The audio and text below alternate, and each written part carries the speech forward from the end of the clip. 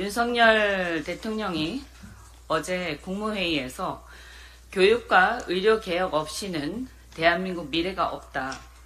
중증 질병이 생길 때 병원을 제대로 못 가게 된다면 어느 누가 지방에 살려고 하겠나 라고 하면서 뚱딴지 같은 소리를 했습니다.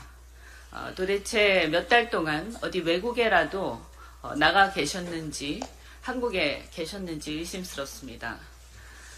지금 우리 의료체계는 바로 윤석열 대통령 때문에 완전히 붕괴되어가는 지경에 이르렀습니다. 의대 증원 소요 예산 추계만 해도 향후 6년간 6조 5천억이라고 하고요. 그리고 전공의가 지금 전국에 흉부외과 같은 경우에는 10손가락 안에 든다고 합니다.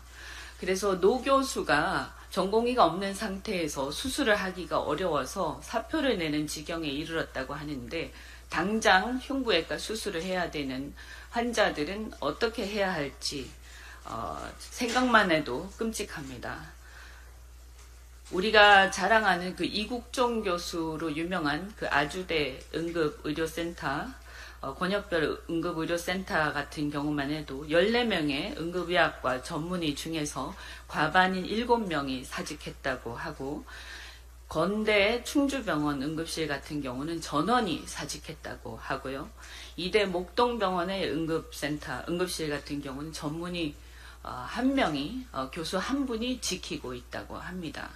이러니까 응급실 뺑뺑이 소리가 안 나올 수가 없습니다. 우리 당 특위에서 실태 조사를 하겠지만, 당장 우리 주변에도 당장 어떤 문제가 생겼을 때 어떤 상황이 생길지 굉장히 아득하기만 하다. 그리고 이게 전공의가 없다는 게 어떤 문제냐 하면, 전공의가 없는 상태에서 우리나라는 이때까지 전공의의 어떤 헌신 덕분에 이 의료체계가 상급 종합병원, 대학병원이 유지되어 왔는데, 그들이 없어지게 되면 노 교수가 모든 당직을 해야 되는데 이게 사실상 불가능합니다. 노 교수들도 버티기가 힘들어져서 그만두게 되고, 그럼 위에 상부 구조가 없는 상태에서 의대생들만 남게 됩니다. 그럼 어떻게 이게 유지가 됩니까? 상급병원들이?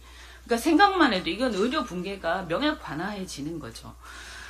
이 부분에 대해서 이런 생각을 전혀 하지 못하고 이것을 밀어붙이고 있는 윤석열 대통령은 대한민국 의료농단의 주범이 될 것이라고 저는 생각합니다. 나중에 이것은 게이트라고 해도 과장이 아니다라고 생각하고, 정말 대한민국 의료 시스템을 붕괴시키는 주역이 되지 않도록 이것을 지금이라도 제대로 다시 재점검해야 된다라고 생각합니다.